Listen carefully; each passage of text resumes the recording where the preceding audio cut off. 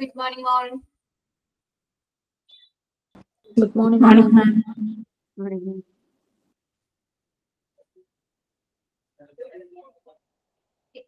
കഴിഞ്ഞ ദിവസത്തേത് നോക്കിയോ എല്ലാവരും? Yes, ma'am. ക്ലിയർ ആണോ? Clear ആണ് ma'am.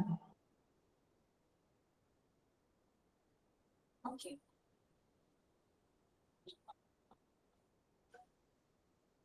ബാക്കി നെക്സ്റ്റ് സെക്ഷൻ എടുക്കാം അല്ലെ? മിസ് ഷെഡ്യൂൾ എച്ച് അല്ലേ എടുത്തോണ്ടിരുന്നത്? ഷെഡ്യൂൾ എച്ചിന്റെ എക്സാമ്പിൾസ് പറഞ്ഞു അല്ലെ? അനബോളിക് വരെയാണ് മിസ് പറഞ്ഞത് അല്ലെ? അതെ.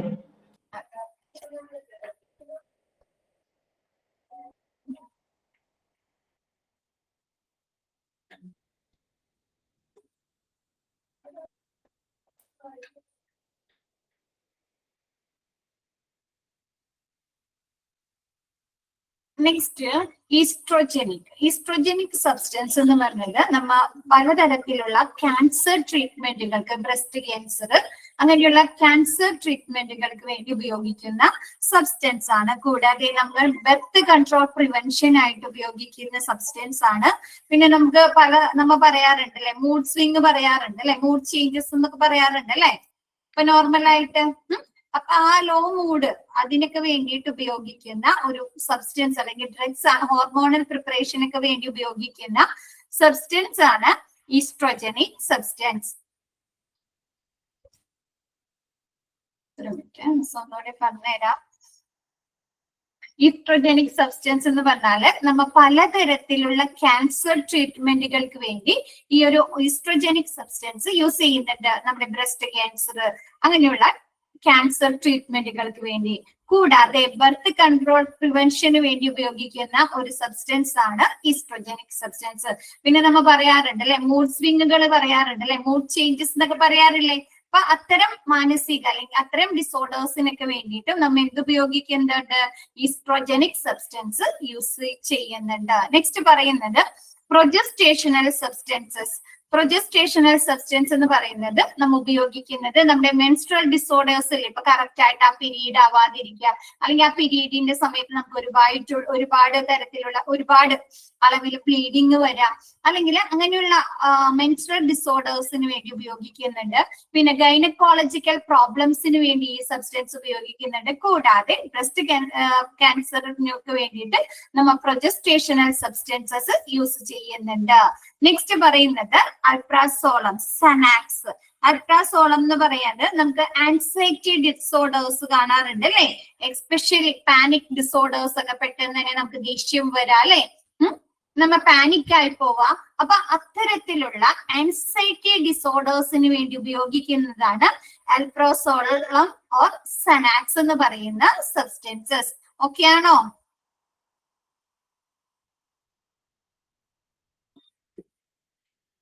നെക്സ്റ്റ് പറയുന്നത് ഹെപ്പറ്റൈറ്റിസ് ബി വാക്സിൻ അല്ലെ. ഹെപ്പറ്റൈറ്റിസ് നമ്മൾ 2 തരത്തിലുള്ള ഹെപ്പറ്റൈറ്റിസ് കേട്ടിട്ടുണ്ട് അല്ലെ. അപ്പൊ ആ ഒരു ഹെപ്പറ്റൈറ്റിസ് ബി വാക്സിൻ ആയിട്ട് നമ്മൾ ഹെപ്പറ്റൈറ്റിസ് ബി വാക്സിനുകൾ നമ്മുടെ ഷെഡ്യൂൾ എച്ചില് ഉൾപ്പെടുന്നതാണ്. എന്താണ്? ലിവർ ഇൻഫെക്ഷൻസ് അല്ലെ. അപ്പൊ ഈ ഒരു സബ്സ്റ്റൻസ് നമ്മുടെ ഷെഡ്യൂൾ എച്ചിലാണ് ഉൾപ്പെടുന്നത്. നെക്സ്റ്റ് ഇബുപ്രോഫിൻ. ഇബുപ്രോഫിൻ എന്ന് പറയുന്നത് ഒരു തരം പെയിൻ കില്ലേഴ്സ് ആണ്. നമുക്ക് പെയിൻ വരാം, ഫീവർ, മൈഗ്രെയിൻ, അതിനൊക്കെ വേണ്ടിയിട്ട് നമ്മൾ ഇബുപ്രോഫിൻ യൂസ് ചെയ്യുന്നു. Next vasopressin. എന്താണ്? നമുക്ക് ഡയബറ്റിസ് ഇൻസിപ്പിഡസ് മൂലം നമുക്ക് ഇടയ്ക്കിടയ്ക്ക് യൂറിൻ പാസ് ചെയ്യേണ്ടതായിട്ട് തോന്നുക, യൂറിൻ പാസ് ചെയ്യേണ്ടതായിട്ട് വരിക, അല്ലെങ്കിൽ നമ്മുടെ ശരീരത്തിൽ നിന്ന് അമിതമായ രീതിയിൽ ജലനഷ്ടം അനുഭവപ്പെടാം. അപ്പൊ അങ്ങനെയുള്ള സിറ്റുവേഷൻസിലൊക്കെ നമ്മൾ ഈ വാസോപ്രസിൻ ഉപയോഗിക്കുന്നു. നമ്മുടെ ശരീരത്തിലെ ജലത്തിന്റെ ആ ഒരു സന്തുലിതാവസ്ഥ നിലനിർത്തുന്നതിന് വേണ്ടിയിട്ടും രക്തസമ്മർദ്ദം നിയന്ത്രിക്കാനായിട്ടും നമ്മൾ എന്ത് ഉപയോഗിക്കുന്നു? വാസോപ്രസിൻ യൂസ് ചെയ്യുന്നു. ഓക്കെ ആണോ? നിങ്ങൾ എഴുതിയെടുക്കുന്നുണ്ടോ? ഓരോന്നും എഴുതിയെടുക്കുന്നുണ്ടോ?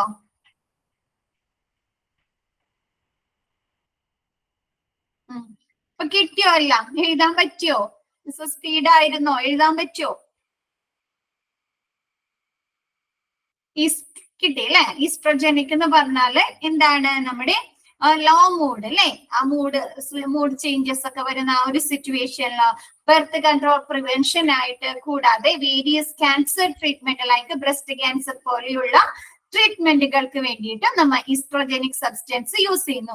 പ്രൊജസ്റ്റേഷണൽ സബ്സ്റ്റൻസ് എന്ന് പറയുന്നത് നമ്മുടെ ആ ഒരു മെൻസ്ട്രൽ ടൈമിൽ ഉണ്ടാകുന്ന ഡിസോർഡേഴ്സ് കറക്റ്റ് എല്ലാ മാസവും കറക്റ്റ് ആയിട്ട് വരാതിരിക്കുക, അതല്ലെങ്കിൽ എന്താണ് നമുക്ക് അമിതമായിട്ടുള്ള ബ്ലീഡിങ് വരാം. അപ്പൊ അങ്ങനെയുള്ള മെൻസ്ട്രൽ ഡിസോർഡേഴ്സിനും കൂടാതെ എന്താണ് നമുക്ക് ഗൈനക്കോളജിക്കൽ പ്രോബ്ലംസ് അല്ലെ, എന്താണ് നമുക്ക് പ്രഗ്നന്റ് ആവാതിരിക്കുക, അല്ലെങ്കിൽ നമുക്ക് എന്താണ് 3 മാസം കഴിയുമ്പോൾ അബോർഷൻ ആയി പോവുക. അപ്പൊ ഗൈനക്കോളജിക്കൽ പ്രോബ്ലംസിന് വേണ്ടിയിട്ടും ബ്രസ്റ്റ് ക്യാൻസറിന് വേണ്ടിയിട്ടൊക്കെ നമ്മൾ എന്ത് ഉപയോഗിക്കുന്നുണ്ട്? പ്രൊജസ്റ്റേഷണൽ സബ്സ്റ്റൻസ് യൂസ് ചെയ്യുന്നു. അൽപ്രാസോളം എന്ന് പറയുന്നത് ആൻസൈറ്റി ഡിസോർഡേഴ്സ്, എസ്പെഷ്യലി പ്രത്യേകിച്ച് പാനിക് ഡിസോർഡേഴ്സിനൊക്കെ വേണ്ടിയിട്ട് നമ്മൾ ഉപയോഗിക്കുന്നുണ്ട് അല്ലെ. ഇപ്പോഴത്തെ കുട്ടികളിൽ ഒരുപാട് ആളുകളിൽ വരുന്നതാണ് അല്ലെ ആൻസൈറ്റി ഡിസോർഡേഴ്സ്. ആണോ? പണ്ട് നമ്മൾ കേട്ടിട്ടുണ്ടോ? ആണല്ലേ. അവർക്ക് എന്താണ് പെട്ടെന്ന് ഡിപ്രഷനിലേക്കൊക്കെ പോകൂലേ അവര്. അവർക്ക് ഒരു കാര്യം കൂടുതൽ ഡിപ്രഷൻ ആവാനുള്ള സാധ്യതയുണ്ട്. അവർക്കൊന്നും തരണം ചെയ്യാനുള്ള സിറ്റുവേഷൻ ഇല്ല അല്ലെ.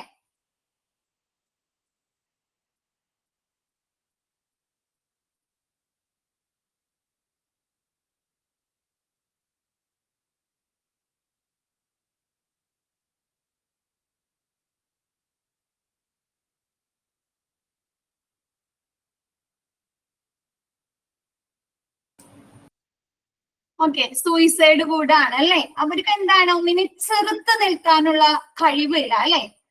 എന്താണ് എന്തെങ്കിലും നിസ്സാര കാര്യം കേൾക്കുമ്പോഴേക്കിനും അവരെന്താണ് പെട്ടെന്ന് അല്ലെ ആണോ ഡിപ്രഷനിലേക്കൊക്കെ പോവാണ് അല്ലെ. നമ്മുടെ വീടുകളിലാണെങ്കിലും 1 കുട്ടി 2 കുട്ടിയൊക്കെ വരുന്നുള്ളൂ അല്ലെ. അപ്പൊ നമ്മ ഓരോ കാര്യങ്ങൾ മാനേജ് ചെയ്തായിരിക്കും എല്ലാവരും ജീവിക്കുന്നത് അല്ലെ. ആണോ? പറയ്, നിങ്ങളും കൂടിയും ഇൻക്ലൂഡ് ആവും.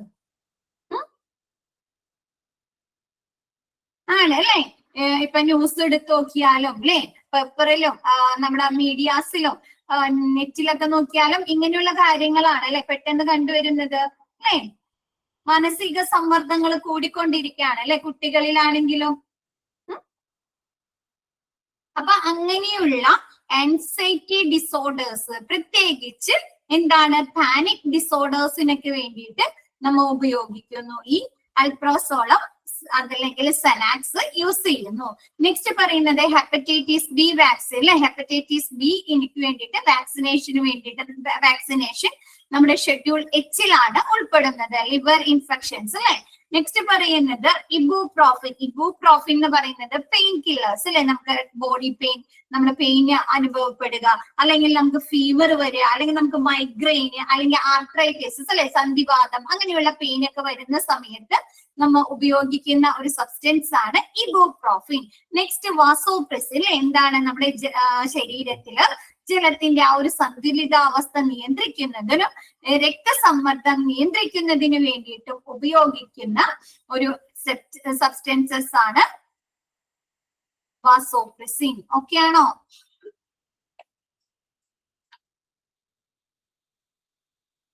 നെക്സ്റ്റ് പറയുന്നത് if schedule H drug also comes under the preview എന്നാണ് കേട്ടോ.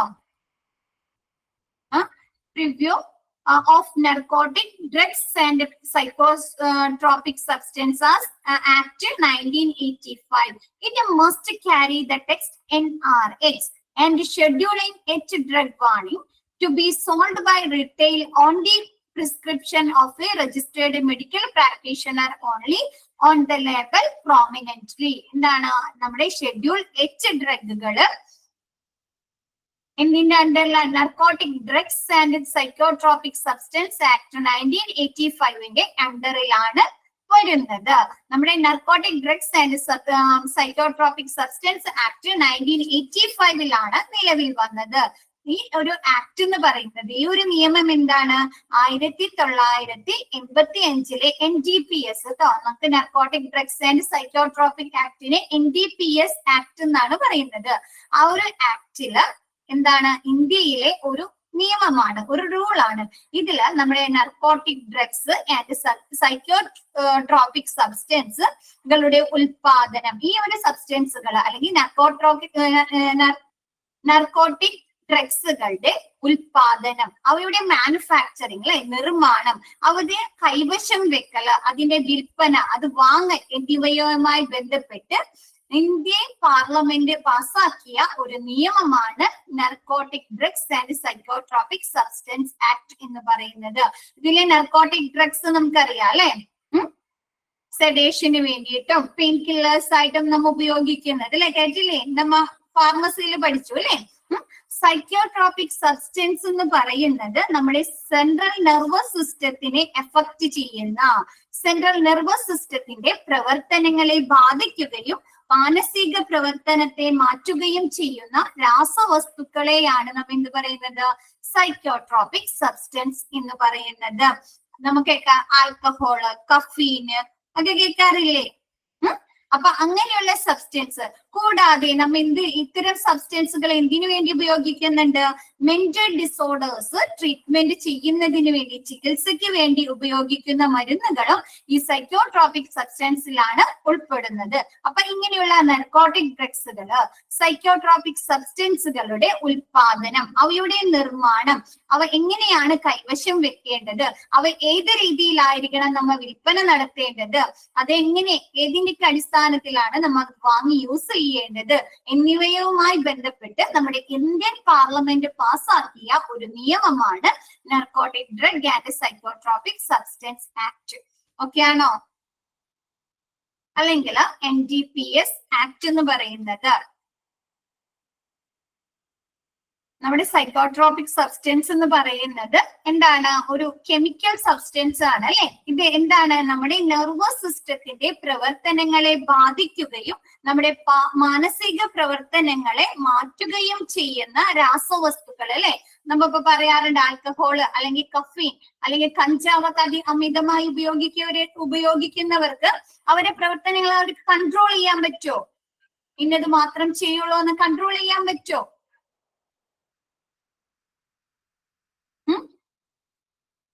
പറ്റുമോ?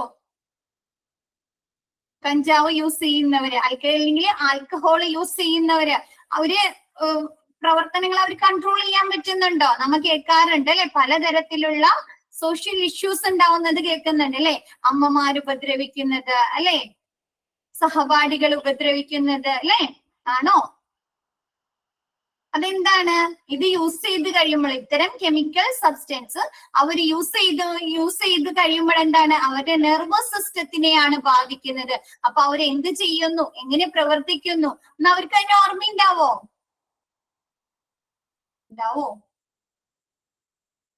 ഇല്ല അല്ലെ. അപ്പൊ അത്തരത്തിലുള്ള സബ്സ്റ്റൻസുകളൊക്കെയാണ് സൈക്കോട്രോപിക് സബ്സ്റ്റൻസ് എന്ന് പറയുന്നത്. കൂടാതെ നമ്മ മാനസിക ഡിസോർഡർ അല്ലെ, മെന്റൽ ഡിസോർഡേഴ്സ് എന്താണ്? ഡിപ്രഷൻ, ആൻസൈറ്റി, അങ്ങനെയുള്ള മെന്റൽ ഡിസോർഡേഴ്സിനൊക്കെ ഉപയോഗിക്കുന്ന സബ്സ്റ്റൻസുകളും ഡ്രഗ്സുകളും ഈ സൈക്കോട്രോപിക് സബ്സ്റ്റൻസിലാണ് ഉൾപ്പെടുന്നത്. അപ്പൊ ഇത്തരം നമ്മുടെ നർക്കോട്ടിക് ഡ്രഗ്സുകളും ഇത്തരം സൈക്കോട്രോപിക് സബ്സ്റ്റൻസുകളുടെയും ഉൽപാദനം, അവയുടെ മാനുഫാക്ചറിംഗ് നിർമ്മാണം, അവയുടെ വിൽപ്പന, അവ വാങ്ങല്, അവ എങ്ങനെയായിരിക്കണം നമ്മൾ കൈവശം വെക്കേണ്ടത് എന്നിവയുമായി ബന്ധപ്പെട്ടിട്ട് ഇന്ത്യൻ പാർലമെന്റ് പാസാക്കിയ ഒരു നിയമമാണ് narcotic drugs and psychotropic substance act. ഇത് 1985 നിലവിൽ വന്നത്.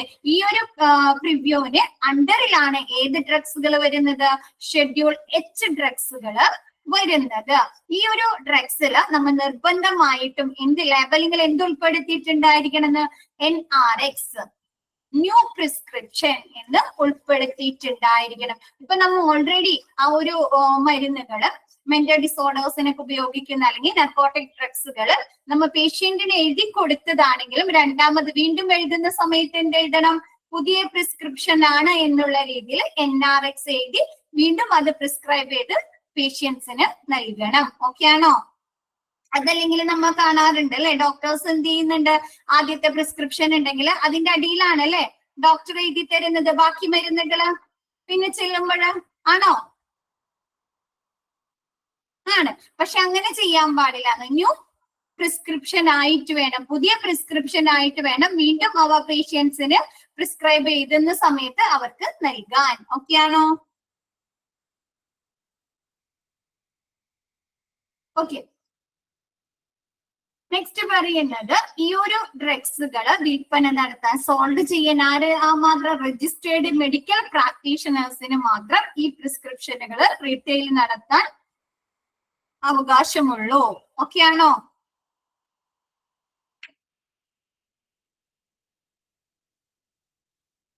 ഓക്കെ ആണോ? ഓക്കെ. ഒരു രജിസ്റ്റേർഡ് മെഡിക്കൽ പ്രാക്ടീഷണർ മാത്രം നമ്മുടെ നർക്കോട്ടിക് ഡ്രഗ്സുകൾ അല്ലെങ്കിൽ സൈക്കോട്രോപിക് സബ്സ്റ്റൻസുകൾ വിൽപ്പന നടത്താൻ സോൾവ് ചെയ്യാനായിട്ട് പാടുള്ളൂ. നെക്സ്റ്റ് പറയുന്നത്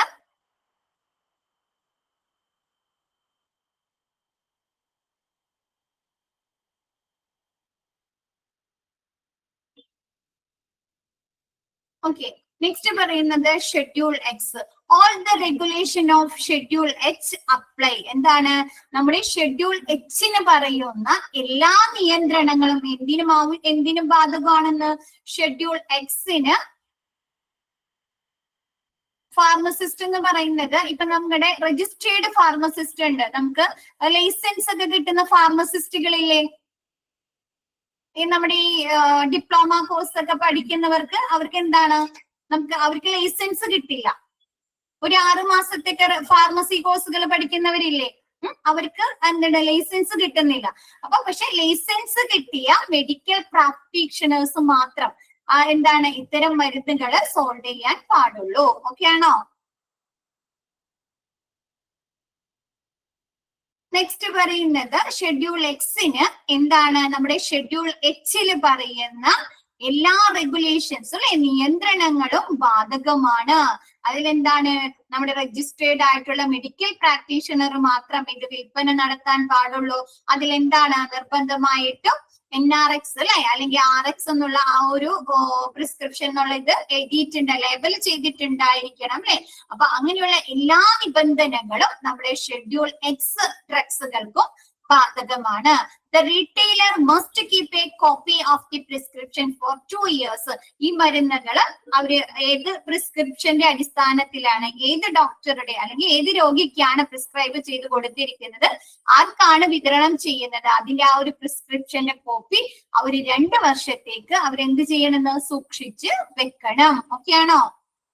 റീറ്റെയിലർ ആണെങ്കിൽ ആ ഒരു പ്രിസ്ക്രിപ്ഷന്റെ കോപ്പി അല്ലെങ്കിൽ ആ ഒരു പ്രിസ്ക്രിപ്ഷന് 2 വർഷത്തേക്ക് അവര് സൂക്ഷിച്ചു വെക്കണം. ഓക്കെ ആണോ? അല്ലെങ്കിൽ എന്താ, ചിലപ്പോ എന്തെങ്കിലും അത് കേസാവാനോ അല്ലെങ്കിൽ അതിനെ കുറിച്ച് എന്തെങ്കിലും അന്വേഷണങ്ങൾ വന്നിട്ടുണ്ടെങ്കിൽ അതിൽ പ്രൂഫായിട്ട് അവർക്ക് കാണിക്കുന്നതിന് വേണ്ടിയിട്ടൊക്കെ അവരെന്ത് ചെയ്യണം? ആ ഒരു പ്രിസ്ക്രിപ്ഷന്റെ ചീറ്റ്, ആ ഒരു പ്രിസ്ക്രിപ്ഷൻ 2 വർഷത്തേക്ക് അതിന്റെ കോപ്പി സൂക്ഷിച്ചു വെക്കുക. The drugs must be kept under lock and key. ഈ മരുന്നുകള് ഷെഡ്യൂൾ എക്സ് ഡ്രഗ്സുകള് നിർബന്ധമായിട്ട് നമ്മൾ എന്തായിരിക്കണം? ലോക്ക് ചെയ്തിട്ടായിരിക്കണം സൂക്ഷിക്കേണ്ടത്. എക്സാമ്പിള് സെക്കോബാർബിറ്റൽ ആൻഡ് ഗ്ലൂട്ടത്തിമേഡ് ഒക്കെയാണ് ഇതിന് എക്സാമ്പിൾ വരുന്നത്. സെക്കോബാർബിറ്റൽ എന്ന് പറയുന്നത് നമ്മുടെ സ്ലീപ്പിംഗ് പിൽസ് ആയിട്ട് ഉപയോഗിക്കുന്ന ഒരു ഡ്രഗ് ആണ് സെക്കോബാർബിറ്റൽ. കൂടാതെ ഇതൊരു സെഡേറ്റീവ് ഡ്രഗ്സ് ആണ് അല്ലെ, സെഡേഷന് വേണ്ടി കൊടുക്കുന്ന ഡ്രഗ്സ് ആണ്. കൂടാതെ ഹിപ്നോട്ടിക് ഗുണങ്ങളും ഈ ഒരു സബ്സ്റ്റൻസിന്, ഈ ഒരു ഡ്രഗ്സിന് കാണിക്കുന്നുണ്ട് സെക്കോബാർബിറ്റലിന്. ഓക്കെ ആണോ? സ്ലീപ്പിംഗ് കൂടുതലായിട്ട് സ്ലീപ്പിംഗ് പിൽസ് ആയിട്ടാണ് സെക്കോബാർബിറ്റൽ ഉപയോഗിക്കുന്നത്. കൂടാതെ ഈ ഒരു പിൽസിന്, ഈ ഒരു മരുന്നിന് അനസ്തെറ്റിക് ബെനിഫിറ്റ്സും കൂടാതെ സെഡേറ്റീവ് നൽകുന്നതിന് വേണ്ടിയിട്ടും ഹിപ്നോട്ടിക് ഗുണങ്ങളും ഈ സെക്കോബാർബിറ്റൽ ഡ്രഗ്സിന് ഉണ്ട്. ഓക്കെ ആണോ? ഈ ഗ്ലൂട്ടത്തിമേഡ് എന്നും പറയുന്നതും നമുക്ക് ഉറക്കമില്ലായ്മയ്ക്ക് വേണ്ടി ഉപയോഗിക്കുന്ന ആ ഒരു ഉറക്കമില്ലായ്മയുടെ ചികിത്സയ്ക്ക് വേണ്ടി, ട്രീറ്റ്മെന്റിന് വേണ്ടി ഉപയോഗിക്കുന്ന മെഡിസിൻ ആണ് ഗ്ലൂട്ടത്തിമേഡ് എന്ന് പറയുന്നത്. പക്ഷെ ഈ ഗ്ലൂട്ടത്തിമേഡ് എന്ന് പറഞ്ഞാല് നമ്മുടെ കുറച്ച് നാൾ ഇത് യൂസ് ചെയ്ത് കഴിഞ്ഞാൽ നമ്മ അതിനൊരു അഡിക്റ്റ് ആകാനുള്ള സാധ്യത കാണുന്നുണ്ട്. അപ്പൊ എന്താണ്, ഈ മരുന്നില്ലാതെ ചിലര് പറയാറുണ്ട് അല്ലെ, സ്ലീപ്പിംഗ് പിൽസ് കഴിച്ചു കഴിഞ്ഞാല് പിന്നെ ആ മരുന്ന് കഴിക്കാതെ ഉറങ്ങാൻ പറ്റൂലെന്ന് കേട്ടിട്ടുണ്ടോ? അങ്ങനെ കണ്ടിന്യൂസ് ആയിട്ട് യൂസ് ചെയ്യേണ്ടി വരുന്നത് കേട്ടിട്ടുണ്ടോ? അപ്പൊ അതുകൊണ്ട് തന്നെ ഈ ഗ്ലൂട്ടത്തിമൈഡ് കിഴക്കൻ യൂറോപ്യൻ രാജ്യങ്ങളിൽ ബാൻ ചെയ്തിട്ടുള്ള ഒരു മെഡിസിൻ കൂടിയാണ് ഗ്ലൂട്ടത്തിമൈഡ്. ഓക്കെ ആണോ? ഉറക്കമില്ലായ്മയുടെ ഒരു ട്രീറ്റ്മെന്റിന് വേണ്ടിയിട്ട് ഉപയോഗിക്കുന്ന ഒരു മെഡിസിൻ അല്ലെങ്കിൽ ഒരു ഡ്രഗ്സ് ആണ് ഗ്ലൂട്ടത്തിമൈഡ്. രണ്ടോത് കേട്ടോ, സെക്കോബാർബിറ്റുള്ളത് ഗ്ലൂട്ടത്തിമൈഡ് സ്ലീപ്പിംഗ് പിൽസ് ആയിട്ടാണ് ഉപയോഗിക്കുന്നത്. പക്ഷേ ഗ്ലൂട്ടത്തിമൈഡ് നമ്മൾ ഒരു കുറച്ച് ഉപയോഗിച്ചു കഴിഞ്ഞാൽ നമ്മൾ അതിന് അഡിക്റ്റ് ആവാനുള്ള സാധ്യതയുണ്ട്. അതുകൊണ്ട് തന്നെ കിഴക്കൻ യൂറോപ്യൻ രാജ്യങ്ങളിൽ ഈ ഒരു മെഡിസിന് ബാൻ ചെയ്തിട്ടുണ്ട് അവര് മാർക്കറ്റില്. പിന്നെ സെക്കോബാർബറ്റില് എന്താണ് സ്ലീപ്പിംഗ് പിൽസ് ആണ്, കൂടാതെ എന്താണ് അനസ്തറ്റിക് ഏജന്റ് ആണ്, പിന്നെ സെഡേറ്റീവ് മരുന്നായിട്ട് യൂസ് ചെയ്യുന്നുണ്ട്, പിന്നെ ഹിപ്നോട്ടിക് ഗുണങ്ങളും ഈ ഒരു ഡ്രഗ്സ് കാണിക്കുന്നുണ്ട്. ഓക്കെ ആണോ?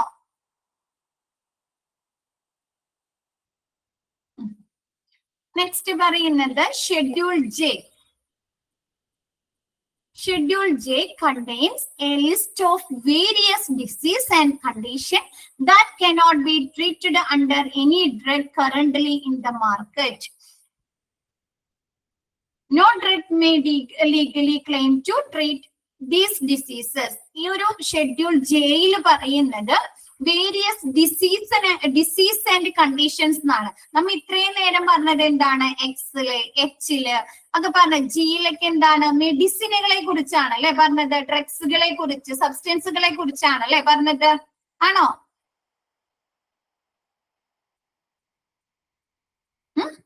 പക്ഷേ ഷെഡ്യൂൾ ജെയില് എന്താണ്? നമ്മുടെ വിപണിയില്, നമ്മുടെ മാർക്കറ്റില് ഉള്ള ഏതെങ്കിലും മരുന്നിന് കീഴില് ഏതെങ്കിലും മരുന്നുകൾ യൂസ് ചെയ്ത് കഴിഞ്ഞാലും നമ്മൾക്ക് ചികിത്സിക്കാൻ കഴിയാത്ത വിവിധ രോഗങ്ങളെയും അവയുടെ സിംറ്റംസ് അല്ലെ അവരുടെ കണ്ടീഷൻസിനെയുമാണ് നമ്മൾ എന്തിൽ ഉൾപ്പെടുത്തുന്നത്? ഷെഡ്യൂൾ ജെയില് ഉൾപ്പെടുത്തുന്നത്. ഓക്കെ ആണോ? ഈ രോഗങ്ങളെ ചികിത്സിക്കുന്നതിന് വേണ്ടിയിട്ട് ഒരു മരുന്നും നിയമപരമായി അവകാശപ്പെടുന്നില്ല. അപ്പൊ അങ്ങനെയുള്ള ഡിസീസുകളെയും ആ ഡിസീസുകളുടെ കണ്ടീഷൻസിനെയുമാണ് നമ്മൾ ഷെഡ്യൂൾ ജെയില് ഉൾപ്പെടുത്തുന്നത്. എക്സാമ്പിൾ പറയാമോ? ഒബ്സിറ്റി അല്ലെ, ഒബ്സിറ്റി, പൊണ്ണത്തടി, അതിനെന്തെങ്കിലും ട്രീറ്റ്മെന്റ് കണ്ടുപിടിച്ചിട്ടുണ്ടോ? എന്തെങ്കിലും മെഡിസിൻ കണ്ടുപിടിച്ചിട്ടുണ്ടോ ഒബ്സിറ്റിക്ക്? ഉണ്ടോ? മരുന്നുണ്ടോ? ഇല്ല. വെള്ളപ്പാണ്ട് അല്ലേ? ആണോ? ലുക്കോഡെർമ, വെള്ളപ്പാണ്ട് എന്ന് പറയും, ലുക്കോഡെർമ. അതിനെന്തെങ്കിലും മെഡിസിൻ ഉണ്ടോ? ബ്ലൈൻഡ്നെസ്സിന് ഉണ്ടോ? മെഡിസിൻ ഉണ്ടോ ബ്ലൈൻഡ്നെസ്സിന്, അന്ധതയ്ക്ക്? ലുക്കീമിയ, രക്താർബുദം, ഗോയിറ്റർ, ഇത്തരത്തിലുള്ള എന്താണ് ഡിസീസുകളൊക്കെയാണ് ഷെഡ്യൂൾ ജെയില് ഉൾപ്പെടുത്തുന്നത്. ഓക്കെ ആണോ? ജനറ്റിക് ഡിസോർഡേഴ്സ് ഒക്കെ കേട്ടിട്ടില്ലേ? ജനറ്റിക് ഡിസോർഡേഴ്സ് ഇത്തരത്തിലുള്ള എന്താണ്? ഇപ്പൊ ഓട്ടിസം ബാധിക്കുക, അല്ലെങ്കിൽ ചില രോഗികൾക്ക് എന്താണ് മാനസികമായിട്ടുള്ള ബുദ്ധിമുട്ടുകളൊക്കെ പറയുന്നത് കേട്ടിട്ടുണ്ട് അല്ലെ? അപ്പൊ പറയാറുണ്ട് ഡോക്ടേഴ്സ് അതെന്താണ്? ജനറ്റിക് ഡിസോർഡേഴ്സ് ആണ് അല്ലെ? ആണോ? അല്ലെങ്കിൽ എന്തെങ്കിലും വൈകല്യങ്ങൾ വരാം അല്ലെ? വൈകല്യങ്ങൾ വരാം ശാരീരികമായി, പറയും ജനറ്റിക് ഡിസോർഡേഴ്സ് ആണെന്ന്. അപ്പൊ ഈ ജനറ്റിക് ഡിസോർഡേഴ്സിന് എന്തെങ്കിലും മരുന്നുകൾ കണ്ടുപിടിച്ചിട്ടുണ്ടോ? കേട്ടിട്ടുണ്ടോ അങ്ങനെ എന്തെങ്കിലും? ഇല്ല അല്ലെ? അപ്പൊ ഇത്തരത്തിലുള്ള അസുഖങ്ങളും അവയുടെ കണ്ടീഷൻസുമാണ് ഷെഡ്യൂൾ ജെയില് ഉൾപ്പെടുന്നത്. ഓക്കെ ആണോ? ലുക്കീമിയ, ഒബ്സിറ്റി, ബ്ലൈൻഡ്നെസ്, എയ്ഡ്സ് അല്ലേ? എയ്ഡ്സ്, ഗോയിറ്റർ, ലുക്കോഡെർമ, ഇതൊക്കെ എക്സാമ്പിൾ ആണ് കേട്ടോ. ഓക്കെ ആണോ? ഇനിയുണ്ട്, ഒരുപാട് അസുഖങ്ങളുണ്ട് കേട്ടോ. നിങ്ങൾക്ക് വേണമെങ്കിൽ റെഫർ ചെയ്ത് നോക്കാം. അപ്പൊ നമുക്ക് പൊതുവായിട്ട് കോമൺ ആയിട്ട് കണ്ടിരിക്കുന്ന അസുഖങ്ങളാണ് കേട്ടോ മിസ് പറയുന്നത്. ഓക്കെ, ക്ലിയർ ആണോ? ഇത്രയും ഭാഗമൊക്കെയാണോ എല്ലാവർക്കും? നമ്മുടെ വിപണിയില് നിലവിലെ വിപണിയിലുള്ള ഏതെങ്കിലും മരുന്നിന് കീഴില് നമുക്ക് ചികിത്സിച്ച് ഭേദമാക്കാൻ കഴിയാത്ത വിവിധ രോഗങ്ങളുടെയും അവയുടെ കണ്ടീഷൻസുമാണ് ഷെഡ്യൂൾ ജെയിൽ ഉൾപ്പെടുത്തുന്നത്. ഈ രോഗങ്ങളെ, ഈ ഷെഡ്യൂൾ ജെയിൽ ഉൾപ്പെടുത്തിയിരിക്കുന്ന രോഗങ്ങളെ ചികിത്സിക്കാൻ ഒരു മരുന്നും നിയമപരമായി ലീഗലി നമ്മൾ എന്ത് ചെയ്തിട്ടില്ല എന്ന് ക്ലെയിം ചെയ്യപ്പെട്ടിട്ടില്ല. നെക്സ്റ്റ് പറയുന്നത് other schedule and their summary. നമുക്ക് ഇപ്പൊ നമ്മ ആകെ കുറച്ച് ഷെഡ്യൂളുകൾ മാത്രമാണ് അല്ലെ പറഞ്ഞത്. നമുക്ക് A to Z വരെ ഷെഡ്യൂൾ ചെയ്തിട്ടുണ്ട്. അപ്പൊ അതില് നമ്മ എക്സും എച്ചും ജെയും ഒക്കെ മാത്രമാണ് അല്ലെ പറഞ്ഞിരിക്കുന്നത്, ജിയും. നെക്സ്റ്റ് ഷെഡ്യൂൾ എയില് എന്താണെന്ന് നോക്കിയേ, contains various formats of letters for applications of licence et cetera അല്ലെ. എന്താണ്, നമുക്ക് ലൈസൻസിന് വേണ്ടി നമ്മൾ പറഞ്ഞു അല്ലെ, ഒരു മാനുഫാക്ചറിങ് നടത്തണം അല്ലെങ്കിൽ നമ്മുടെ ഫാർമസി പ്രോഡക്റ്റുകൾ സെയിൽ ചെയ്യണമെങ്കിൽ നമുക്ക് എന്താവശ്യമാണെന്ന് പറഞ്ഞു, ലൈസൻസ് നിർബന്ധമാണെന്ന് പറഞ്ഞു അല്ലെ. ആണോ? പറഞ്ഞു അല്ലെ. അപ്പൊ ആ ഒരു ലൈസൻസിന് വേണ്ട അപേക്ഷകളുടെ പല ഫോർമാറ്റുകളും പല ഫോമുകളുമാണ് ഷെഡ്യൂൾ എയില് ഉൾപ്പെടുത്തുന്നത്. ഓക്കെയാണോ? വേരിയസ് ഫോംസ് ആൻഡ് ഫോർമാറ്റ്സ് എന്താണ്, നമ്മുടെ ലൈസൻസിന് അപ്ലൈ ചെയ്യേണ്ട വിവിധ ഫോമുകളും അവയുടെ ഫോർമാറ്റുകളുമാണ് നമ്മുടെ ഷെഡ്യൂൾ എയില് ഉൾപ്പെടുന്നത്. നെക്സ്റ്റ് പറയുന്നത് schedule B contains fee structure four government run labs അല്ലെ. എന്താണ്, നമ്മുടെ ഗവൺമെന്റ് സർക്കാരുകൾ നടത്തുന്ന ലാബുകളുടെ ഫീ സ്ട്രക്ചറിൽ ആണ് ഈ ഒരു ഷെഡ്യൂൾ ബിയില് ഉൾപ്പെടുത്തുന്നത്. നമുക്കറിയാം നമ്മുടെ പുറത്തു നിന്ന് നമ്മ പല ടെസ്റ്റുകളും ചെയ്യിക്കാറുണ്ട് അല്ലെ. ലാബ് ടെസ്റ്റുകൾ, ബ്ലഡ് ടെസ്റ്റ് ചെയ്യിക്കാറുണ്ട്, മറ്റ് യൂറിൻ ടെസ്റ്റുകൾ, അങ്ങനെയുള്ള ടെസ്റ്റുകളൊക്കെ ചെയ്യിക്കാറുണ്ട്. പക്ഷെ ഗവൺമെന്റ് ഹോസ്പിറ്റലിലൊക്കെയാണ് ചെയ്യിക്കുന്നതെങ്കിൽ അതിന്റെ ഫീസിൽ എന്തെങ്കിലും വ്യത്യാസങ്ങളുണ്ടോ?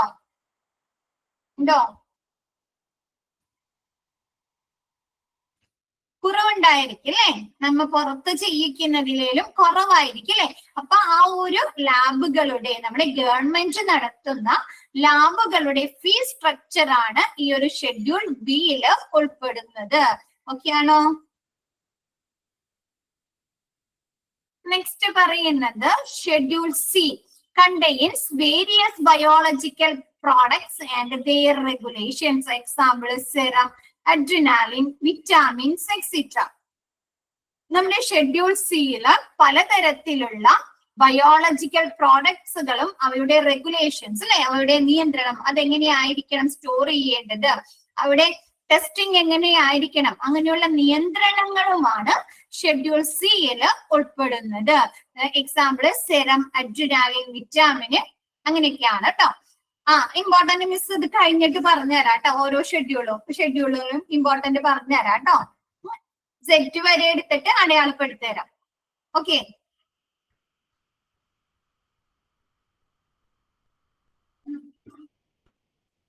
Next schedule D list of drugs exempted from the provision of imported drugs.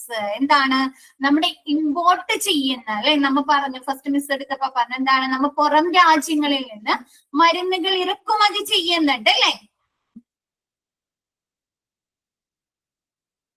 Import ചെയ്യുന്ന മരുന്നുകളുണ്ട് അല്ലെ. ആ ഇമ്പോർട്ട് ചെയ്യുന്ന ഡ്രഗ്സുകളിൽ നിന്ന് ഒഴിവാക്കിയ മരുന്നുകളാണ് എന്തിൽ ഉൾപ്പെടുന്നത്, ഷെഡ്യൂൾ ഡിയില് ഉൾപ്പെടുത്തുന്നത്.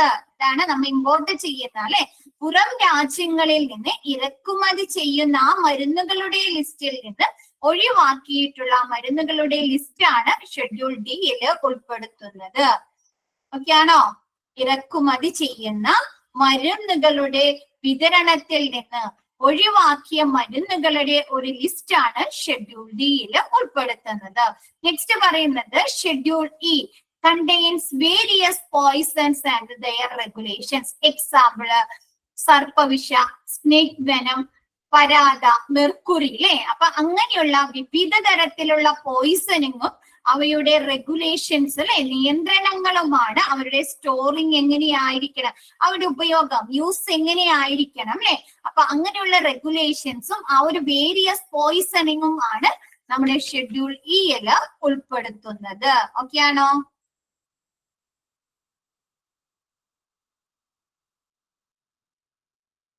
Schedule F. This contains regulations and standard for running a blood bank അല്ലെ. എന്താണ് ബ്ലഡ് ബാങ്ക് നടത്തുന്നതിനുള്ള, റൺ ചെയ്യുന്നതിനുള്ള നിയന്ത്രണങ്ങളും മാനദണ്ഡങ്ങളുമാണ് ഇതിൽ അടങ്ങിയിരിക്കുന്നത്. നിങ്ങൾ ഡിപ്ലോമയിൽ ബ്ലഡ് ബാങ്ക് എന്നുള്ള ഒരു ചാപ്റ്റർ തന്നെ പഠിച്ചിട്ടുണ്ട് അല്ലേ? ആണോ? അതിൽ ഒരുപാട് കാര്യങ്ങൾ പഠിച്ചിട്ടുണ്ട് അല്ലെ. അപ്പൊ ഒരു ബ്ലഡ് ബാങ്ക് ലൈസൻസ് വേണം അല്ലേ? ലൈസൻസ് ഒക്കെ വേണമെന്നൊക്കെ പഠിച്ചിട്ടുണ്ട് അല്ലെ. അപ്പൊ ആ ഒരു ബ്ലഡ് ബാങ്ക് നടത്തുന്നതിനുള്ള നിയന്ത്രണങ്ങളും മാനദണ്ഡങ്ങളുമാണ് ഈ ഒരു ഷെഡ്യൂൾ എഫില് ഉൾപ്പെടുത്തുന്നത്.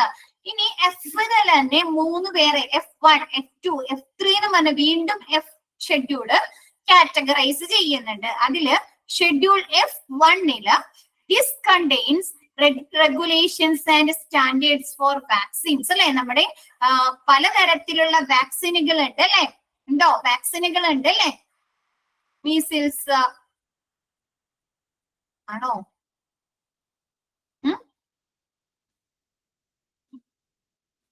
അപ്പൊ ഇത്തരം പലതരത്തിലുള്ള വാക്സിനുകളുടെ നിയന്ത്രണങ്ങളും അവയുടെ മാനദണ്ഡങ്ങളുമാണ് ഈ ഒരു ഷെഡ്യൂൾ F1 ഉൾപ്പെടുത്തുക. ഓരോ വാക്സിനുകളും എപ്പോഴൊക്കെയാണ് അല്ലെ. ഇപ്പൊ നമ്മ കുഞ്ഞുങ്ങളുടെ ഡെലിവറി പ്രസവിച്ചു കഴിഞ്ഞു കഴിഞ്ഞാൽ എന്താണ്, അവർക്കൊരു 1.5 വയസ്സാകുന്നത് വരെ കണ്ടിന്യൂസ് ആയിട്ട് അവർക്ക് വാക്സിനേഷനുകൾ ഉണ്ട് അല്ലെ. ആണോ? 1.5 മാസം, 2.5 മാസം, 1.5 വയസ്സ് കഴിഞ്ഞു കഴിഞ്ഞാൽ പിന്നെ 5 വയസ്സാവുമ്പോ മതി അല്ലെ. അപ്പൊ അങ്ങനെയുള്ള ആ ഒരു വേരിയസ് ടൈപ്സ് ഓഫ് വാക്സിനുകളും അവയുടെ നിയന്ത്രണങ്ങളും മാനദണ്ഡങ്ങളുമാണ് ഈ ഒരു ഷെഡ്യൂൾ F1 ഉൾപ്പെടുത്തുന്നത്. Next schedule F2 this contains regulations and standard for surgical dressing അല്ലെ. എന്താണ് നമ്മുടെ സർജറി അല്ലെ. പേഷ്യന്റിനെ സർജറി ചെയ്യുന്ന സമയത്ത് ആ ഒരു ഡോക്ടേഴ്സും നഴ്സുമാരും അവരെ അസിസ്റ്റ് ചെയ്യുന്നവരും ധരിക്കുന്ന ഡ്രസ്സസ് ഒക്കെ ഉണ്ട് അല്ലെ. പർട്ടിക്കുലർ ആയിട്ടുള്ള ഉണ്ടോ? അപ്പൊ അത്തരത്തിലുള്ള സർജിക്കൽ ഡ്രസ്സുകളുടെ റെഗുലേഷൻസും സ്റ്റാൻഡേർഡുകളുമാണ് ഈ ഒരു ഷെഡ്യൂൾ F2 ഉൾപ്പെടുത്തുന്നത്. Next schedule F3 this contains regulations and standards four umbilical tapes. കേട്ടിട്ടുണ്ടോ? അംബിലിക്കൽ ടേപ്സ് കേട്ടിട്ടുണ്ടോ ആരെങ്കിലും?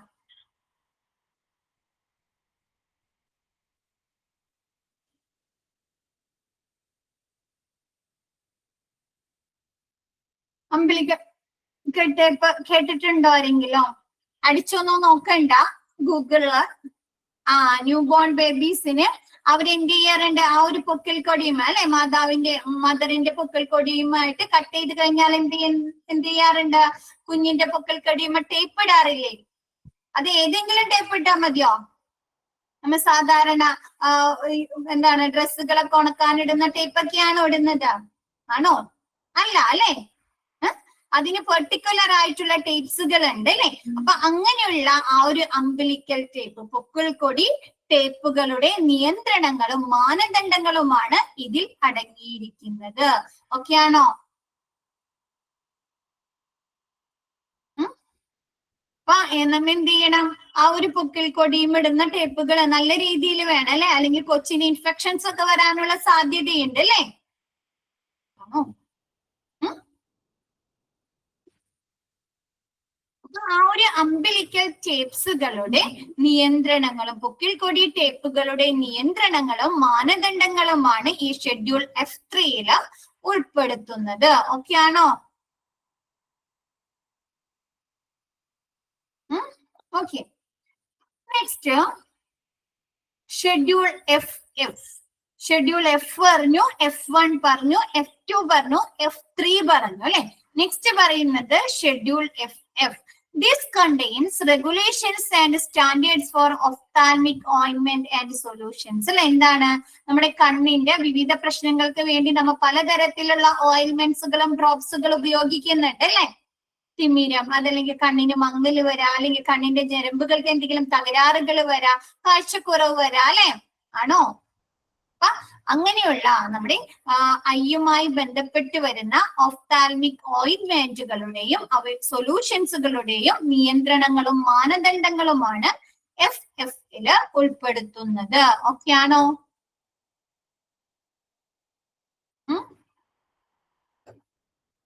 ബാക്കിയുള്ളവരെന്താ ഒരു ഉഷാറില്ലാതിരിക്കുന്നേ? ഫസ്റ്റ് പീരീഡ് ആണ്. എന്താണ്, ബോറടിക്കുന്നുണ്ടോ? ക്ലിയർ ആവുന്നില്ല മക്കളെ? ഓക്കെ ആണോ?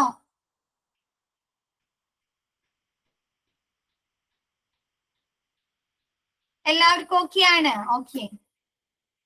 നെക്സ്റ്റ് പറയുന്നത് ഷെഡ്യൂൾ കെ അല്ലെ. ഷെഡ്യൂൾ കെയിൽ എന്താണ്? Contains various substance and drugs and their corresponding regulations അല്ലെ. എന്താണ് നമ്മൾ ഉപയോഗിക്കുന്ന, നമ്മ കുറെ ആദ്യം ഷെഡ്യൂൾ എക്സും എച്ചും അങ്ങനെയൊക്കെ കുറച്ച് ഡ്രഗ്സുകൾ മാത്രമാണ് അല്ലെ പറഞ്ഞത്. നെക്സ്റ്റ് പറയുന്നത് കണ്ടെയ്ൻസ് വേരിയസ് സബ്സ്റ്റൻസ് ആൻഡ് ഡ്രഗ്സുകൾ, നമ്മൾ ഉപയോഗിക്കുന്ന ഡ്രഗ്സുകളും മറ്റ് എന്താണ് അസുഖങ്ങൾക്ക് വേണ്ടി ഉപയോഗിക്കുന്ന സബ്സ്റ്റൻസുകളും അവയുമായി ബന്ധപ്പെട്ടിട്ടുള്ള റെഗുലേഷൻസുമാണ് ഷെഡ്യൂൾ കെയിൽ ഉൾപ്പെടുത്തുന്നത്. Next schedule M contains various regulations for manufacturing premises, waste disposal and equipment അല്ലെ. എന്താണ് ഷെഡ്യൂൾ എമ്മില് പറയുന്നത് manufacturing, premises, waste disposal and equipment, നമ്മുടെ വേസ്റ്റ് ഡിസ്പോസലുമായി ബന്ധപ്പെട്ടിട്ടുള്ള എക്യുപ്മെന്റുകളുടെ മാനുഫാക്ചറിങ്ങും അവയുടെ പരിസരം അല്ലെ, ആ ഒരു എക്യുപ്മെന്റുകളെ സൂക്ഷിക്കേണ്ട അല്ലെങ്കിൽ അതുമായി ബന്ധപ്പെട്ടിട്ട് വരുന്ന അവയുമായി ബന്ധപ്പെട്ടിട്ടുള്ള എൻവിയോൺമെന്റ് പരിസരവുമാണ് അതിൻ്റെ ഉള്ള നിയന്ത്രണങ്ങളും നിർദ്ദേശങ്ങളുമാണ് ഷെഡ്യൂൾ എമ്മില് ഉൾപ്പെടുത്തുന്നത്. ഇപ്പൊ നമ്മ വേസ്റ്റ് ഡിസ്പോസൽ എന്ന് പറഞ്ഞ് പഠിച്ചപ്പോ എന്താണ്? മൈക്രോവേവിങ് പഠിച്ചു, ലാൻഡ് ഡിസ്പോസിങ് പഠിച്ചു അല്ലെ, ഇൻസിനറേറ്റേഴ്സ് പഠിച്ചു ആണോ? അപ്പൊ ഇത്തരം എക്യുപ്മെന്റുകൾ നമ്മ ഉപയോഗിക്കുന്ന പരിസരം എങ്ങനെയായിരിക്കണം? നീറ്റ് ആയിരിക്കണം. പിന്നെ എന്താണ്, പരിസ്ഥിതി പ്രശ്നങ്ങളൊക്കെ ഉണ്ടാക്കാൻ സാധ്യതയുണ്ട് അല്ലെ ഈ ഡിസ്പോസിംഗ് ഒക്കെ നടത്തുന്ന സമയത്ത്.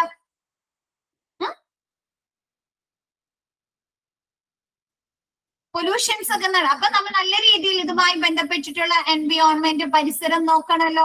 അപ്പൊ ആ ഒരു വേസ്റ്റ് ഡിസ്പോസലിന്റെ പ്രവർത്തനങ്ങള് അതുമായി ബന്ധപ്പെട്ടിട്ട് നമ്മൾ ഉപയോഗിക്കുന്ന എക്യുപ്മെന്റുകള്, ആ എക്യുപ്മെന്റുകളുടെ മാനുഫാക്ചറിങ്, അതുമായി ബന്ധപ്പെട്ട് വരുന്ന ആ ഒരു പ്രിമൈസസ് എൻവിയോൺമെന്റ് ഒക്കെയാണ് ഈ ഒരു അതുമായി ബന്ധപ്പെട്ട് വരുന്ന നിയന്ത്രണങ്ങളാണ് ഈ ഷെഡ്യൂൾ എമ്മില് ഉൾപ്പെടുത്തുന്നത്.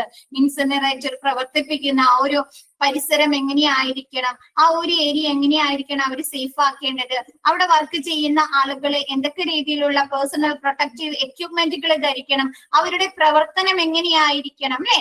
അപ്പൊ അങ്ങനെയുള്ള നിയന്ത്രണങ്ങളാണ് ഷെഡ്യൂൾ എമ്മില് ഉൾപ്പെടുത്തുന്നത്. ഓക്കെ ആണോ?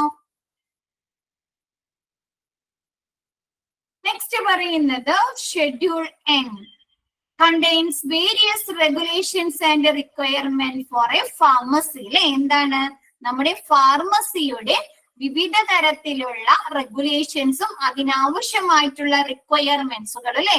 എന്താണ്, നമ്മ ഫാർമസി പഠിച്ചപ്പോ എന്താണ്, ആ ഒരു ഫാർമസിയുടെ ഇൻഫ്രാസ്ട്രക്ചർ പഠിച്ചു, എക്യുപ്മെന്റ്സുകൾ പഠിച്ചു, അവിടുത്തെ സ്റ്റാഫിങ്ങുകൾ പഠിച്ചു അല്ലെ, റെക്കോർഡ്സുകള് രജിസ്റ്റേഴ്സ് പഠിച്ചു, മരുന്നുകളുടെ സ്റ്റോറേജ് പഠിച്ചു അല്ലെ ആണോ? അപ്പൊ ആ ഒരു ഫാർമസിയുമായി ബന്ധപ്പെട്ട് വരുന്ന നിയന്ത്രണങ്ങളും പലതരത്തിലുള്ള നിയന്ത്രണങ്ങളും ആ ഒരു ഫാർമസിയുടെ ആവശ്യ റിക്വയർമെന്റ്സുകളുമാണ് എന്തിൽ ഉൾപ്പെടുന്നത്? ഷെഡ്യൂൾ ഓയില് ഉൾപ്പെടുത്തുന്നത്. ഓക്കെ ആണോ? സോറി, ഓയിലല്ല, എന്നില് ഉൾപ്പെടുത്തുന്നത്.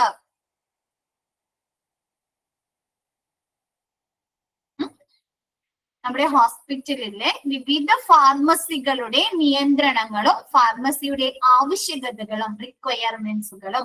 നെക്സ്റ്റ് പറയുന്നത് schedule of contains various regulations and requirements for disinfectant fluid അല്ലെ. എന്താണ്, അണുനാശിനി ഫ്ലൂയിഡുകൾക്കായുള്ള വിവിധ ആവശ്യകതകളും നിയന്ത്രണങ്ങളും. നമ്മൾ ഈ ഹോസ്പിറ്റലിലെ ഡിസ്ഇൻഫെക്ഷന് വേണ്ടി ഉപയോഗിക്കുന്ന പലതരത്തിലുള്ള കെമിക്കൽസും ഫ്ലൂയിഡുകളും വരുന്നുണ്ട് അല്ലെ.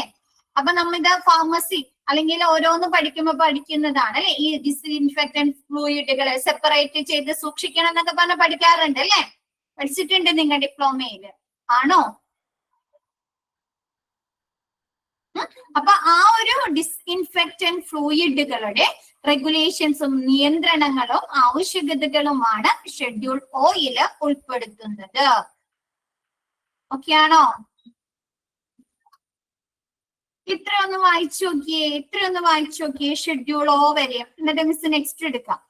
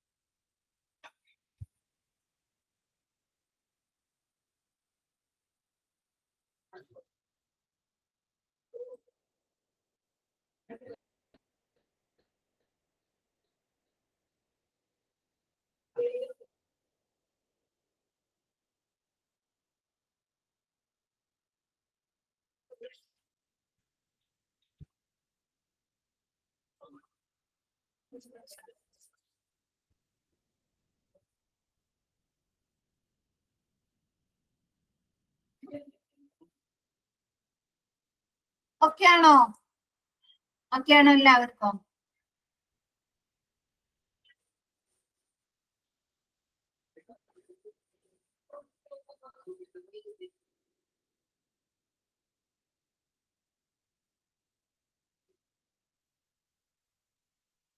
ക്ലിയർ ആണ്. ഓക്കെ, നെക്സ്റ്റ് എടുക്കട്ടെ മിസ്.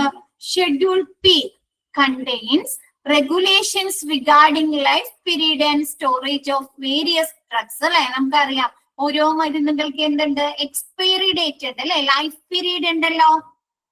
അപ്പൊ ആ ഒരു ലൈഫ് പീരീഡുമായി ബന്ധപ്പെട്ട് വരുന്ന നിയന്ത്രണങ്ങളും വേരിയസ് ഡ്രഗ്സുകളുടെ സ്റ്റോറേജ് അല്ലെ, എന്താണ് സ്റ്റോറേജുമാണ് നമ്മുടെ ഷെഡ്യൂൾ പിയിൽ ഉൾപ്പെടുന്നത്. നമുക്കറിയാം നമ്മുടെ ഫാർമസിയിലുള്ള എല്ലാ മരുന്നുകളും നമ്മ ഒരേപോലെയാണ് സ്റ്റോർ ചെയ്യുന്നത്. നമ്മൾ ഡിപ്ലോമയിൽ പഠിച്ചിട്ടുണ്ട് അല്ലെ, നർക്കോട്ടിക് ഡ്രഗ്സുകളെ ലോക്ക് ചെയ്താണ് സൂക്ഷിക്കുക അല്ല അല്ലെ. പിന്നെ എന്താണ് കോൾഡ് സ്റ്റോറേജ് ഡ്രഗ്സുകൾ അവരുണ്ട്. ജനറൽ ഡ്രഗ്സുകൾ എന്താണ് നമ്മ ഫിഫോ രീതിയിലാണ് അല്ലെ സൂക്ഷിക്കുന്നത്. First in first out procedures ഒക്കെയാണ് അല്ലെ കീപ്പ് ചെയ്യുന്നത്. അപ്പൊ ആ ഒരു ഡ്രഗ്സുകളുടെ വേരിയസ് സ്റ്റോറേജ് അല്ലെ, സംഭരണവും ആ ഒരു മരുന്നുകളുടെ ലൈഫ് പീരീഡ്, എക്സ്പയറി ഡേറ്റ് അല്ലെ, ആ ഒരു ലൈഫ് പീരീഡുമായി ബന്ധപ്പെട്ടിട്ടുള്ള റെഗുലേഷൻസുമാണ് ഷെഡ്യൂൾ പിയിൽ ഉൾക്കൊള്ളുന്നത്.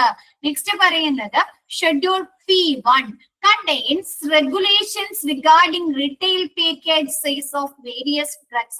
നമ്മ വാങ്ങിക്കുന്ന എല്ലാ മരുന്നുകളുടെയും ആ ഒരു പാക്കേജിംഗ് സൈസ് ഒരേപോലെയാണോ? സ്ട്രിപ്പിന്റെ ഒക്കെ സൈസ്, അതിന്റെ വലിപ്പം ഒരേപോലെയാണോ? അല്ല അല്ലെ, വ്യത്യസ്ത തരത്തിലാണ് അല്ലെ. ആ ഒരു പാക്കേജ് സൈസുമായി വേരിയസ് ഡ്രഗ്സുകളുടെ പാക്കേജ് സൈസുമായി വരുന്ന നിയന്ത്രണങ്ങളാണ് ഷെഡ്യൂൾ P1 ഉൾപ്പെടുന്നത്. ഓക്കെ ആണോ?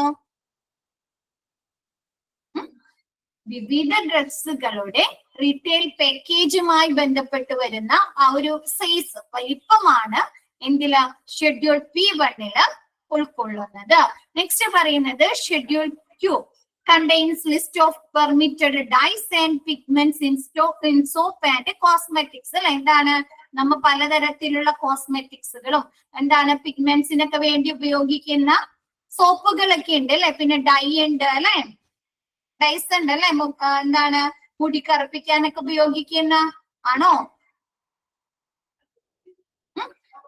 അപ്പൊ അങ്ങനെയുള്ള വേരിയസ് ഡൈസുകളുടെ, പിഗ്മെന്റ്സ് ഇൻ സോപ്പുകളുടെ, കോസ്മെറ്റിക്സിന്റെ ഒക്കെ ഒരു ലിസ്റ്റ് ആണ് ഈ ഒരു ഷെഡ്യൂൾ Qയിൽ ഉൾപ്പെടുത്തുന്നത്. ഓക്കെ ആണോ? നമ്മൾ ടിവിയില് മിക്കപ്പോഴും കാണാറുണ്ട് അല്ലെ, പല ഡൈസിന്റെ അഡ്വർടൈസ്മെന്റ് അല്ലെ, പരസ്യങ്ങൾ കാണാറുണ്ട്. സോപ്പുകളുടെ പരസ്യം കാണാറുണ്ട് അല്ലെ, ഈ സോപ്പ് ഉപയോഗിച്ചാൽ നിങ്ങളുടെ പിഗ്മെന്റ്സ് മാറും എന്നൊക്കെ പറഞ്ഞ് കാണാറുണ്ടോ? മുഖക്കുരുകൾ അല്ലെ. അപ്പൊ അത്തരത്തിലുള്ള വിവിധ പിഗ്മെന്റ് സോപ്പുകളുടെയും ഡൈസുകളുടെയും കോസ്മെറ്റിക്സിന്റെയും എന്താണ് ലിസ്റ്റ് ആണ് എന്തിൽ ഉൾപ്പെടുന്നത്? ഷെഡ്യൂൾ Qയിൽ ഉൾപ്പെടുത്തുന്നത്. ഓക്കെ ആണോ? നെക്സ്റ്റ് പറയുന്നത് schedule R contains various regulations and requirement for condoms and mechanical contraceptives അല്ലെ. എന്താണ് നമ്മുടെ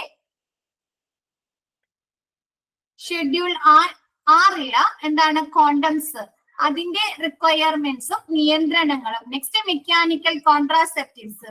മെക്കാനിക്കൽ കോൺട്രാസെപ്റ്റീവ്സ് എന്ന് പറഞ്ഞാല് നമ്മൾ എന്താണ് പ്രഗ്നന്റ് ആവാതിരിക്കുന്നതിന് വേണ്ടിയൊക്കെ മരുന്നുകളൊക്കെ ഉപയോഗിക്കാറുണ്ട് അല്ലെ. അപ്പൊ അതിന്റെയൊക്കെ നിയന്ത്രണങ്ങളാണ് ഷെഡ്യൂൾ 6 ഉൾപ്പെടുത്തുന്നത്. ഓക്കെ ആണോ? ഐപില്ല് അങ്ങനെയുള്ള മരുന്നുകളൊക്കെ യൂസ് ചെയ്യാറുണ്ട് അല്ലെ. അപ്പൊ അത്തരത്തിലുള്ള മെക്കാനിക്കൽ കോൺട്രാസെപ്റ്റീവ്സിന്റെയും കോണ്ടംസ് എന്താണ് ബർത്ത് പ്രിവെന്റ് ചെയ്യുന്നതിന് വേണ്ടിയിട്ടൊക്കെ അല്ലെ. അപ്പൊ അതിന്റെയൊക്കെ റെഗുലേഷൻസും റിക്വയർമെന്റ്സുമാണ് ഷെഡ്യൂൾ 6 ഉൾപ്പെടുത്തുന്നത്. നെക്സ്റ്റ് പറയുന്നത് schedule S lists various cosmetics and toiletries and direct the manufacture of cosmetics to conform to the latest Bureau of Indian Standard requirements. നമ്മുടെ ഷെഡ്യൂൾ എസില് വേരിയസ് കോസ്മെറ്റിക്സിന്റെയും ടോയ്ലറ്ററീസിന്റെയും ലിസ്റ്റ് ആണ് ഷെഡ്യൂൾ എസില് ഉൾപ്പെടുത്തുന്നത്. പക്ഷെ ഇതെങ്ങനെയായിരിക്കണം? ഏറ്റവും പുതിയ ബ്യൂറോ ഓഫ് ഇന്ത്യൻ സ്റ്റാൻഡേർഡ് ആവശ്യങ്ങൾക്ക് അനുസൃതമായിട്ടുള്ള സൗന്ദര്യ വസ്തുക്കളുടെ നിർമ്മാണങ്ങളെ നയിക്കുകയും ചെയ്യണമെന്ന്. നമ്മൾ ഉപയോഗിക്കുന്ന മരുന്നുകൾ എന്താണ്? പുതിയ സ്റ്റാൻഡേർഡുകളൊക്കെ ഉപയോഗിച്ച് തയ്യാറാക്കിയിട്ടുള്ളതാണെന്ന് ഉറപ്പുവരുത്തിയ ലിസ്റ്റുകളാണ് നമ്മുടെ ഷെഡ്യൂൾ ഷെഡ്യൂൾ എസില് ഉൾപ്പെടുത്തുന്നത്. ഒന്നുകൂടി പറയാം, എന്താണ്? വിവിധ സൗന്ദര്യവർദ്ധക വസ്തുക്കള്, കോസ്മെറ്റിക്സുകളും ടോയ്ലറ്ററീസും ലിസ്റ്റ് ചെയ്തിട്ടുണ്ട്. ആ ഒരു ലിസ്റ്റ് ചെയ്ത സാധനങ്ങൾ എങ്ങനെയുള്ളതായിരിക്കണം? കോസ്മെറ്റിക്സും ടോയ്ലറ്ററീസും പുതിയ ബ്യൂറോ ഓഫ് ഇന്ത്യൻ സ്റ്റാൻഡേർഡുകൾക്ക് അനുസൃതമായി മാനുഫാക്ചറിങ് ചെയ്തതാണ്, നിർമ്മിച്ചതാണ് എന്ന് ഉറപ്പുവരുത്തിയിട്ടുള്ള പ്രോഡക്ട്സുകളുടെ ലിസ്റ്റ് ആണ് ഷെഡ്യൂൾ എസില് ഉൾപ്പെടുത്തുന്നത്. നമുക്കറിയാം, ഓരോ തവണ ചെല്ലുന്തോറും നമ്മൾ ഉപയോഗിക്കുന്ന കോസ്മെറ്റിക്സുകളും ടോയ്ലറ്ററീസ് ഒക്കെ ഒരേപോലെയുള്ളതാണോ? ആണോ? അല്ല അല്ലെ. അതെന്ത് ചെയ്യുന്നുണ്ട്? അവർ ഓരോ തവണയും അതിന്റെ സ്റ്റാൻഡേർഡുകളും അതിന്റെ ക്വാളിറ്റി ഒക്കെ ഇംപ്രൂവ് ചെയ്തിട്ടാണ് അല്ലെ ഓരോ വർഷം അവർ പുതിയ പുതിയ പ്രോഡക്റ്റുകൾ വിപണിയിൽ ഇറക്കുന്നത്. റിസർച്ചുകൾ ചെയ്യുന്നുണ്ട് അല്ലെ, ഗവേഷണങ്ങൾ നടത്തുന്നുണ്ട് അല്ലെ. അപ്പൊ അങ്ങനെ പുതിയ ബ്യൂറോ ഓഫ് ഇന്ത്യൻ സ്റ്റാൻഡേർഡുകൾക്ക്, ആ ഒരു ക്വാളിറ്റിക്ക് സ്റ്റാൻഡേർഡുകൾക്ക് അനുസൃതമായിട്ടുള്ള പ്രോഡക്റ്റുകളുടെ ലിസ്റ്റ് ആണ് നമ്മുടെ ഷെഡ്യൂൾ എസില് ഉൾപ്പെടുത്തുന്നത്. ഓക്കെ ആണോ?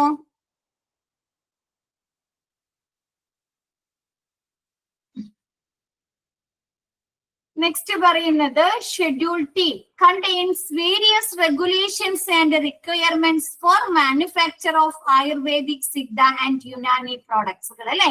എന്താണ്? നമ്മുടെ വിവിധ തരത്തിലുള്ള ആയുർവേദിക്, സിദ്ധ, യുനാനി പ്രോഡക്ട്സുകളുടെ നിർമ്മാണവുമായി ബന്ധപ്പെട്ട മാനുഫാക്ചറിങ്ങുമായി ബന്ധപ്പെട്ടിട്ടുള്ള നിയന്ത്രണങ്ങളും അവയുടെ ആവശ്യകതകളുമാണ് ഷെഡ്യൂൾ ടിയില് ഉൾപ്പെടുത്തുന്നത്. നമ്മുടെ സിദ്ധ, യുനാനിയൊക്കെ നമ്മൾ എന്തിൽ പഠിച്ചിട്ടുണ്ട്? ഡിപ്ലോമയിൽ പഠിച്ചിട്ടുണ്ട് അല്ലെ.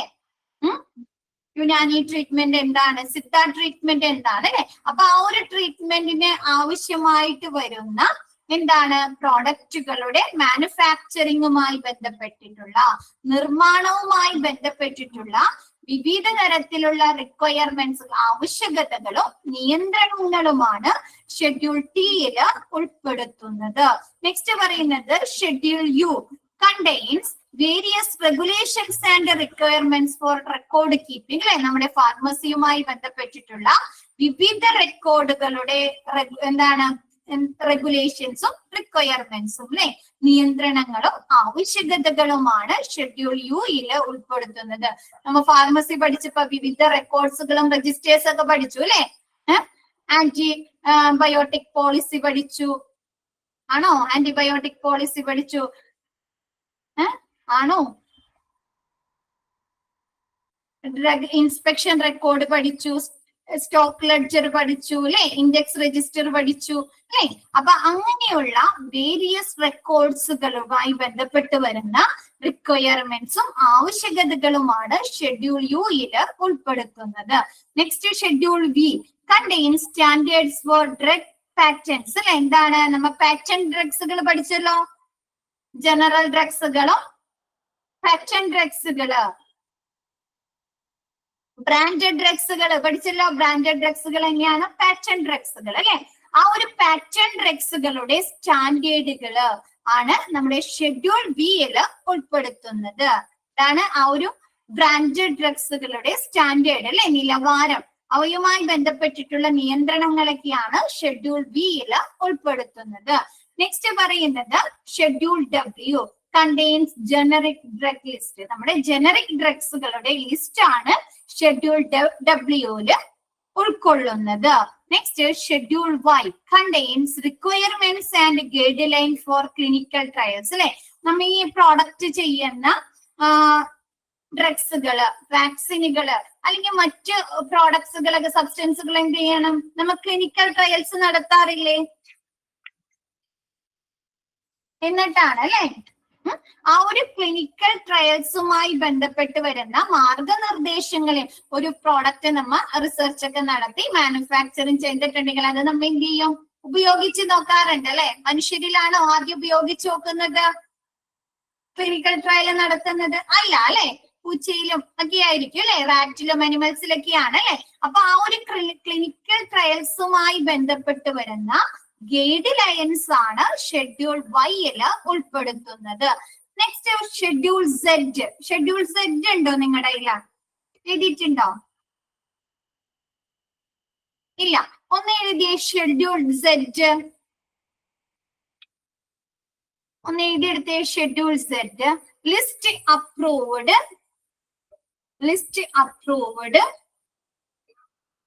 Drugs for veterinary use.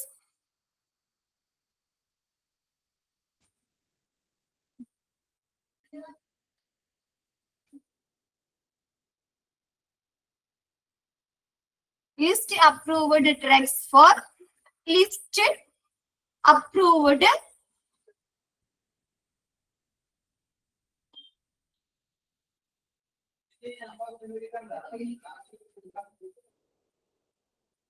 approved drugs for veterinary use.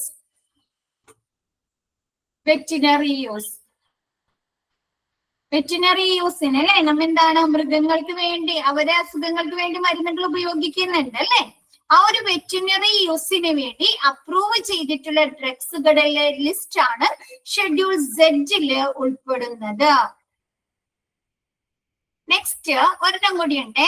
And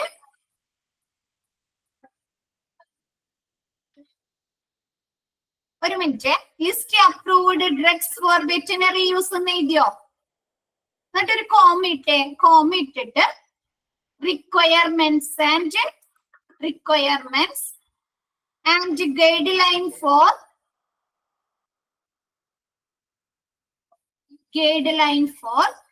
permission to manufacture of Ayurveda, Siddha and Unani drugs. Manufacture of Ayurveda, Siddha and Unani drugs for sale or to undertake clinical trials.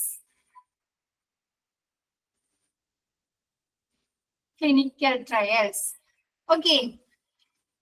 Schedule സെഡില എന്താണ്? Veterinary യൂസിന്റെ ഡ്രഗ്സുകളുടെ ലിസ്റ്റും കൂടാതെ നമ്മുടെ ആയുർവേദ, സിദ്ധ, യുനാനി ഡ്രഗ്സുകളുടെ എന്താണ് മാനുഫാക്ചറിങ്ങുമായി ബന്ധപ്പെട്ടിട്ടുള്ള അല്ലെങ്കിൽ അവയുടെ സെയിലുമായി ബന്ധപ്പെട്ടിട്ടുള്ള മാർഗനിർദ്ദേശങ്ങളും ആവശ്യകതകളും കൂടാതെ ആ ഒരു ആയുർവേദ, സിദ്ധ, യുനാനി മെഡിസിനുകളുടെ ക്ലിനിക്കൽ ട്രയൽസിന്റെ മാർഗനിർദ്ദേശങ്ങളൊക്കെയാണ് ഷെഡ്യൂൾ സെഡില് ഉൾപ്പെടുത്തുന്നത്. ഓക്കെ ആണോ?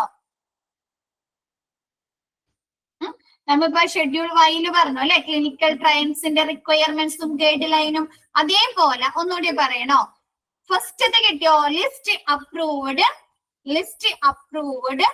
Drugs for veterinary use. List approved drugs for veterinary use. രണ്ടാമത്തത് requirements requirements and guideline for permission to manufacture of ASU drugs. ASU drugs എന്ന് പറഞ്ഞാൽ Ayurveda, Siddha and Unani drugs. Okay, for sale ഈ ആയുർവേദ, സിദ്ധ, യുനാനി ഡ്രഗ്സുകളുടെ സെയിലിനും അവരുടെ മാനുഫാക്ചറിങ്ങിനൊക്കെ വേണ്ട മാർഗനിർദ്ദേശങ്ങളും ആവശ്യകതകളും കൂടാതെ or to undertake clinical trials, ഈ ഡ്രഗ്സുകളുടെ ക്ലിനിക്കൽ ട്രയൽസിന് ആവശ്യമായിട്ടുള്ള നിയന്ത്രണങ്ങളൊക്കെയാണ് ഷെഡ്യൂൾ സെഡില് ഉൾപ്പെടുന്നത്. ഓക്കെ ആണോ? Or to undertake clinical trials. Okay, കിട്ടിയോ? അടയാളപ്പെടുത്തിക്കോട്ടാ. നമ്മ ഷെഡ്യൂള് ജി പറഞ്ഞില്ലേ? ജി ഫസ്റ്റ് വന്നത് ഷെഡ്യൂൾ ജി ഇമ്പോർട്ടന്റ് ആണ്. ജി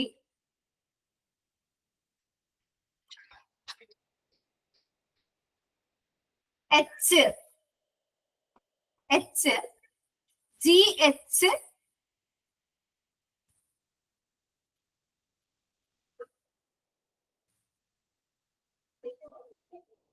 എക്സ്, GHX അടയാളപ്പെടുത്തിയോ? Next A schedule A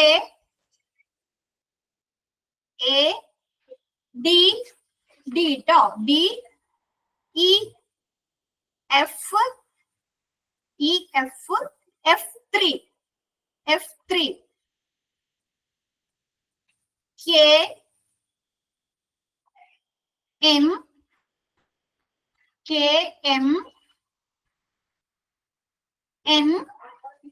N P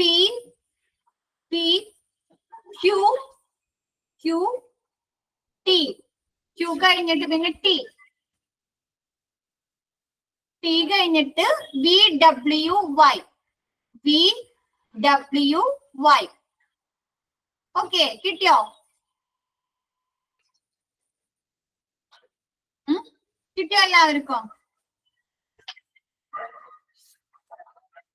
D ഉണ്ട്, ഡി ആണ് കേട്ടോ, ബി ഇല്ല മിസ് പറഞ്ഞതില് ഡി.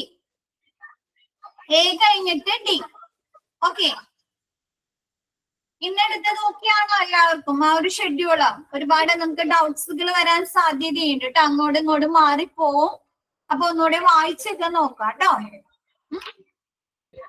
ഇന്നത്തെ ക്ലാസ് മിസ് വൈൻഡപ്പ് ചെയ്യാണ്. ബാക്കി നെക്സ്റ്റ് ക്ലാസ്സിൽ എടുക്കാം കേട്ടോ.